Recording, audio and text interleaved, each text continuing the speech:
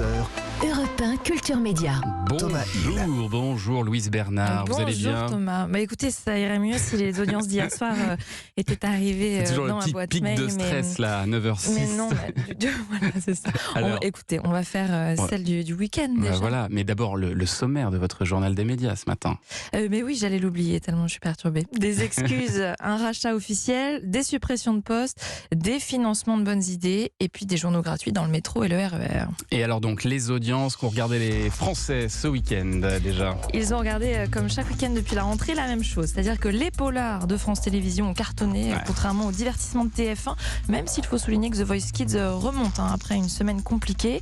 Et puis à noter que le jeu de Cyril Ferraud samedi soir sur France 2, 100% logique, gagne quelques téléspectateurs par rapport au lancement de la semaine dernière, et c'était déjà une bonne audience.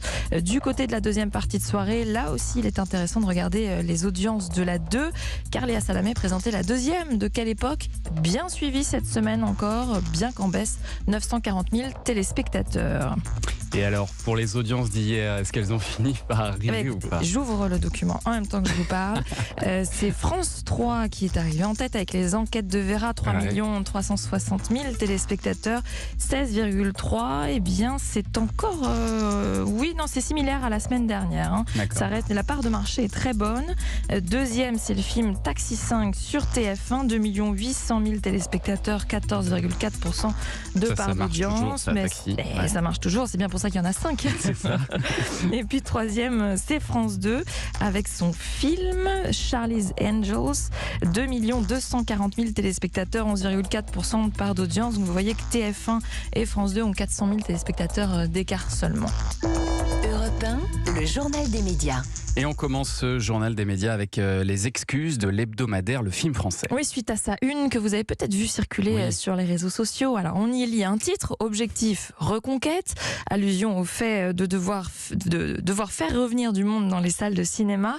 Et puis on y voit en photo le président de Pathé, Jérôme Sédou, entouré d'acteurs du cinéma français, Pio Marmaille, Guillaume Canet, Vincent Cassel, François Civil, Pierre Ninet, Danny Boone. Et il y a un petit problème là. Bah oui, où sont les femmes, Thomas? Où sont les femmes? Pas sur cette une, c'est bien ce qui a irrité de nombreux internautes, des anonymes, mais pas que. La réalisatrice Audrey Diwan a par exemple tweeté « Si on vous gêne, n'hésitez pas à le dire », ou encore Alexandra Lamy, « Pas de femmes, pas de diversité, la grande classe ». Bon, faut y voir de l'ironie, évidemment. Des indignations qui ont visiblement fait réaliser son erreur à l'hebdomadaire. Il s'est donc excusé pour ce choix, je cite, malheureux et regrettable. Et il ajoute « Cela prouve combien la vigilance doit être de mise à chaque instant pour que l'emporte le combat de la parité ».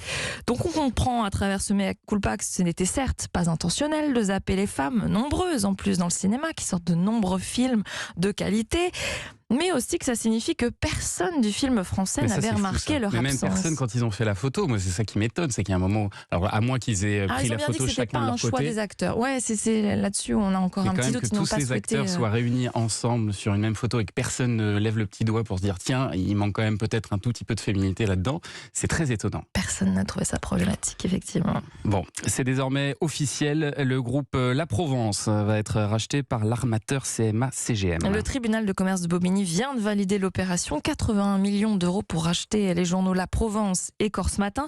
C'est donc l'épilogue, ça y est, de plusieurs mois de bataille dont je vous ai régulièrement parlé. Une bataille entre Xavier Niel et Rodolphe Saadé, patron de CMA-CGM, pour racheter les 89% de parts de Bernard Tapie. Alors, en réalité, le dossier s'était débloqué fin août. Je vous l'avais dit, on avait appris que Xavier Niel acceptait finalement de laisser Rodolphe Saadé s'emparer des parts. Et puis, ils avaient signé un accord qui prévoit notamment la création d'une nouvelle imprimerie commune dans le Var pour les journaux, donc La Provence et Corse Matin.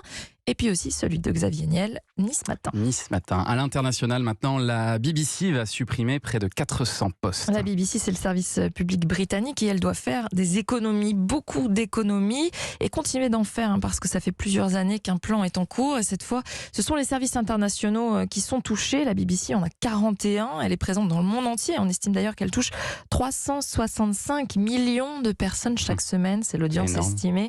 Oui, mais ce sera bientôt moins, car 382 de postes du service international vont être supprimés et donc ça va conduire à la fermeture de radios en arabe, en perse, en chinois et à l'arrêt de certains programmes télé en Afrique et en Asie.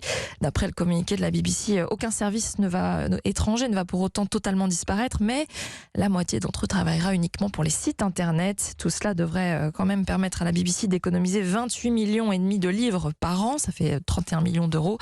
Pas mal. Sauf qu'en tout, c'est 500 millions de livres que la BBC doit économiser chaque année. La situation est grave alors. Dans le reste de l'actualité média, Google va offrir des financements à plusieurs médias français. Car la firme américaine avait lancé des challenges de l'innovation. En fait, elle a choisi une quarantaine de médias européens sur plus de 600 candidatures.